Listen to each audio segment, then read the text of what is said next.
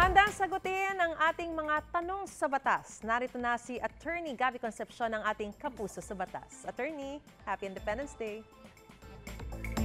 Maraming salamat at Happy Independence Day din sa iyo, Samaris. Nako, sa mga nanonood po, babala lang ng konti. Sensitibong video ang inyong mapapanood.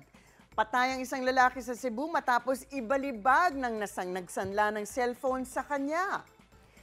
Dito sa video na to, makikita natin, nagsiselfone ang lalaki habang nakaupo sa motorsiklo sa Cebu City nang lapitan siya ng isa pang lalaki.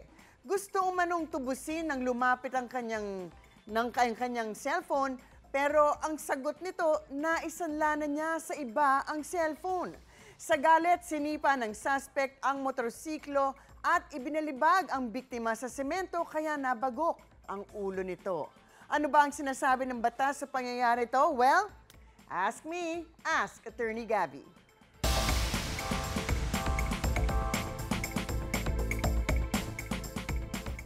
Attorney, ang saklap ng sanglaang ito. Unang-una po, ano pong pwedeng kaharapin itong suspect na nakita sa video na tumakas pa matapos makitang tumatagas ang dugo ng biktima? Well, sa palagay ko ay kailangan niyang panagutan ang pagkamatay ng biktima at maaaring isang kaso to ng homicide. Pwede niyang sabihin sana na wala siyang intensyon na patayin ng biktima kaya't dapat ay aksidente lamang to. Kaya lang po, meron tayong Article 4 ng Revised Penal Code na nagsasabing kung meron kang ginawa na labag sa batas at dahil ito ay krimen din, ito ay isang kaso kahit na hindi ito ang intensyon mo. Ibig sabihin, yung pagbalibag sa isang tao ay isang illegal at intentional act. Intensyon talagang saktan ang kanyang kausap. At kung sa kasawi ang palad ay namatay nga ito, kailangan mong panagutan ang pagkamatay na to, which is a case for homicide.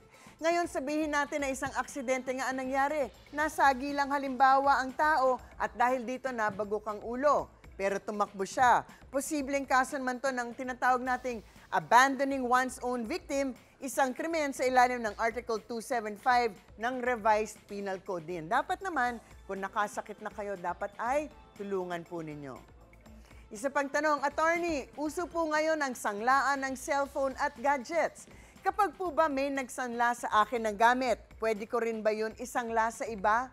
Nako, hindi. Yang pagsanla na yan, security lamang yan para mabayaran ng utang at ang security para sa utang na gumagamit ng mga personal property tulad na nga ng mga cellphone at gadget ay tinatawag natin sa ilalim ng batas na either pledge o mortgage. Yung pagbigay ng isang bagay, tulad ng cellphone para seguridad para sa isang utang at hawak na ito ng nagpautang habang hindi pa bayad ang utang, ito ang tinatawag natin na pledge na governed by the Civil Code. At sabi ng Civil Code, unang-una, hindi pwedeng magsanla o mag-pledge ng isang bagay na hindi mo pag-aari. At the very least, kung may pahintulot, sana ng may-ari, pwede pa. Pero obviously, sa kasong to, walang pahintulot. Kaya nga siguro uminit ang ulo ng umutang dahil nung tutubusin na niya sana ang cellphone niya, ay wala na pala to. So, in any case, sana ay meron kayo natutunan. Ang mga usaping batas, bibigyan po nating linaw para sa kapayapaan ng pag-iisip.